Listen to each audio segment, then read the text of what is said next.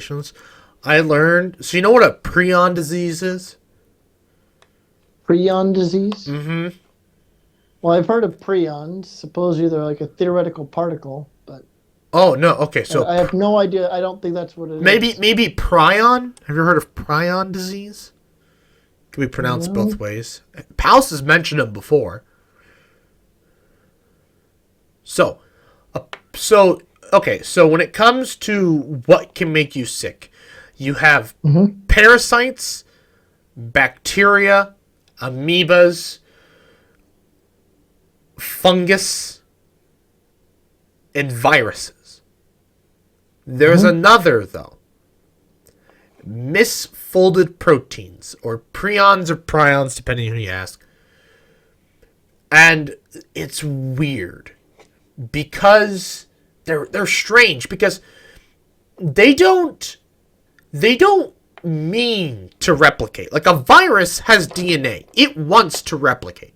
It's not really alive, but also it has them. It wants to replicate.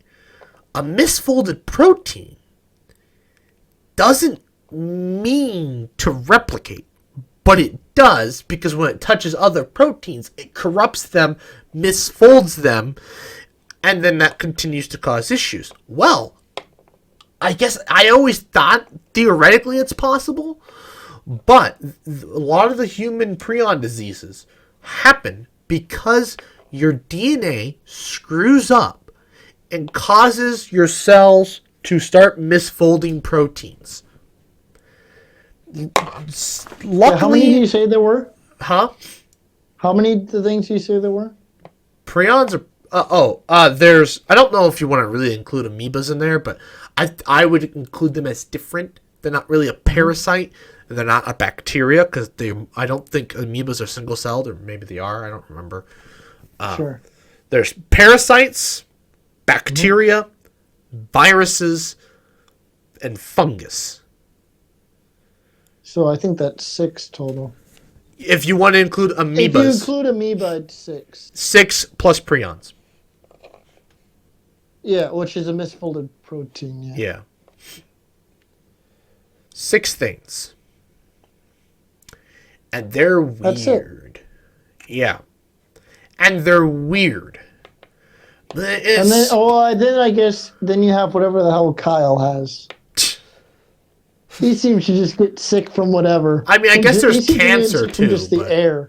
I guess there's cancer too, but that's. That's not a misfolded protein though? No.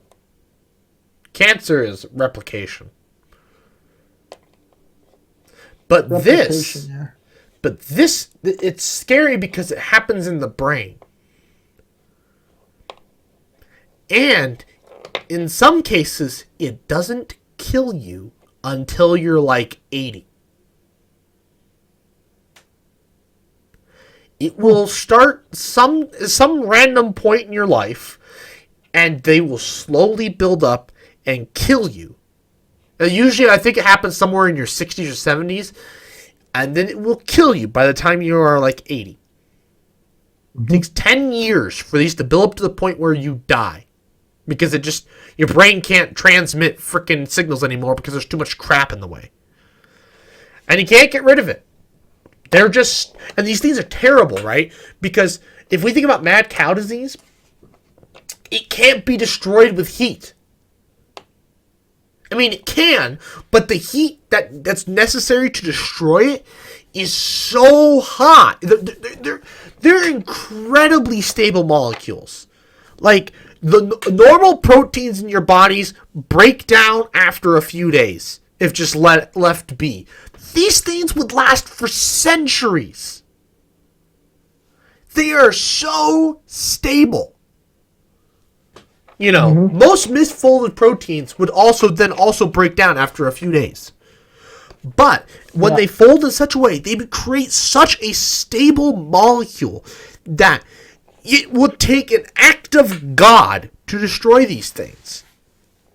And I don't think even chlorine breaks them down. They're that stable. They're terrifying. So it's like when a surface gets contaminated, it's hard to clean it because you you've annihilated literally everything on the table, but the proteins might still be there. Yeah. If they didn't get brushed away. And then all it takes. What? So what does this term misfolded mean? So proteins are really complicated. They're long strings of molecules. Yeah. And because of because they're so, and so different, and they have different like little molecules that make up the big molecule. And so they have different arrangements and polar and non-polar molecules interacting with each other. And so they have to fold in a correct way. But when the cell's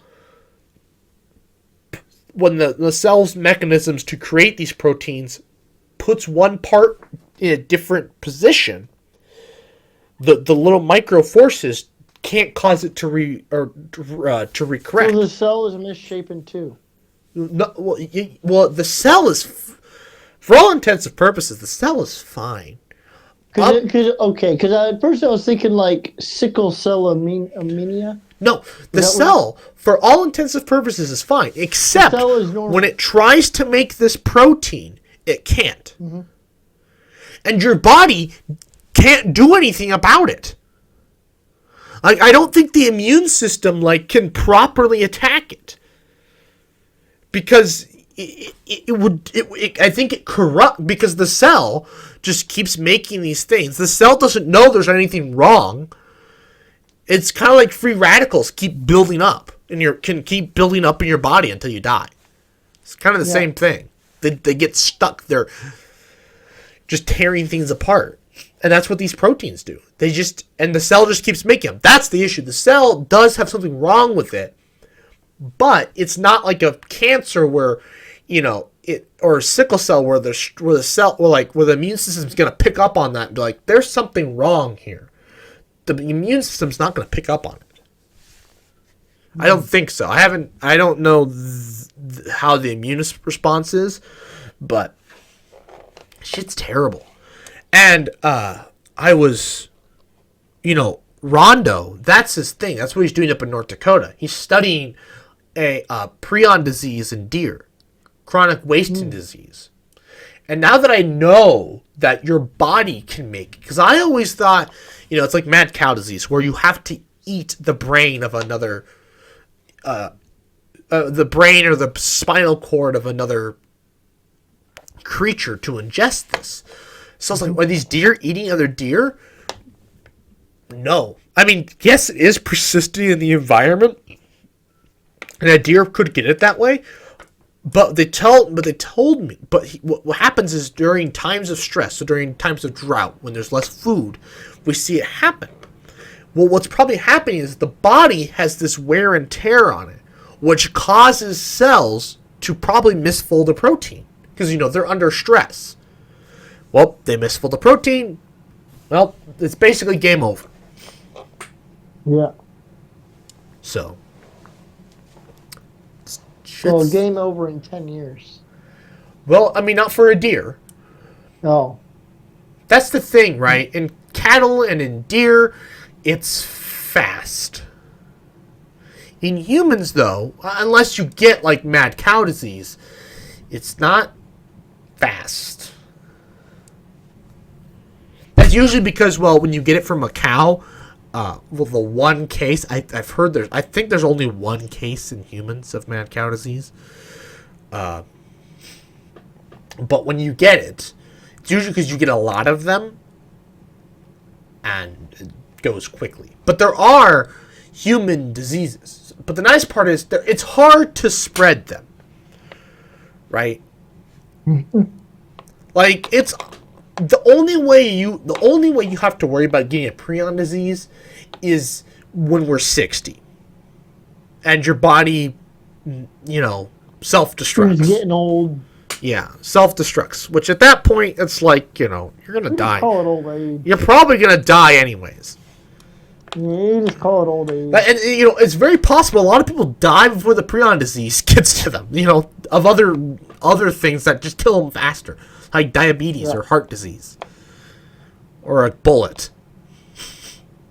Well, see, that's the thing, 50 years ago, none of these diseases really existed because, well, one, you know, they we had the medicine was not good enough at the time to really know what people were having, and that was just the normal life expectancy. It was just called old age. And then as the life expectancy grew, and people died sooner, it's like, well, maybe they're dying sooner for a different reason. Maybe there's actually something going on here. There And so was this term old age, it's like, well, everyone dies of something. I don't know how much this old age is really a thing. If everyone dies of something, there's always a cause. But they call it natural causes because they don't know what it is. They're just old. oh, it's polio. Polio? Polio's a lot of people think it's a relatively new disease. Like, we're talking Middle Ages is when it showed up, but there's evidence to support that it's been around since the Egyptians. Mm-hmm. There was a pharaoh who had symptoms of polio when he died. Yeah. Uh, I think everyone dies of something. There's always something going on. And then I don't we know. just call it old age because of how long they lived. True. But, like, also, I genuinely think that sometimes the body just stops. But why, though? I mean, usually it's probably... There has to be a reason why something stops working, right? I mean, okay, if you want to get nitpicky, I mean, we know, right? When someone dies of old age is just usually just a cover-up term. Like, if we wanted to actually know, we could know. Because they made it to, like, say, 90 years old. But we're not going to perform an autopsy and figure out, oh, yeah, his telomeres got too short and his cells stopped replicating fast enough, and so his lungs just stopped. Yeah. And so I think... Like, we're not gonna look into that. At a cellular level, there is a reason. Right. Now, whether or not we could do anything about, the telomeres or whatever. Currently. Whether or not we could actually do anything about that is a different story. Right. But, or he had too many free radicals. I think everyone on Earth would have a unique condition on why they die. And well, you ever... out of control. So, you remember in House where he doesn't like full body scans because everybody has something wrong with them? Yeah. And there's probably nothing wrong with it, but, we're going to spend a whole lot of time scanning it, running down whatever this is. And that's a lot of... And I was watching this YouTuber. Where in the cancer space, we're spending all this time and money on trying to cure stage 4 cancer. Stage 4, stage 3 cancer. When in reality, cancer is really easy to stop in stage 1. Or stage 2. Mm-hmm. It's really easy. The issue is a lot of cancers don't present until stage 3, stage 4, until it's too late. Yeah. Or without doing like scanning, like without doing a full body scan or something. Mm-hmm. And there's this debate right now in the medical community, like, do we continue to try and develop these tools to treat stage 4 cancer, or do we make it okay to get scans yearly or whatever for everybody after a certain age so that we can detect the cancer sooner? Yeah. But, like, the thing is, those scans, you're being exposed to radiation. And so that increases your risk of cancer anyways. Well, the other thing I've always wondered, because it presents itself as like a lump, right? But I feel like, I think everyone just has like this, fear, maybe this slight fear of the doctor, or whatever, or just they don't want to be a hypochondriac. They don't want to think that, this has to be this, And it's like, maybe it'll go away. But as the years progress, eventually it does become something serious where it's like, yeah, maybe a couple of years ago I should have had this looked at, but they didn't want to be a hypochondriac about it. Well, it's probably fine. Maybe it'll go away. And a lot of times doctors do have the same philosophy. They're like, it'll be fine. It'll go away. Yep. And then, a couple of years down the road, it's still there. It's like, Oh, yeah, maybe we should have looked at that several years ago.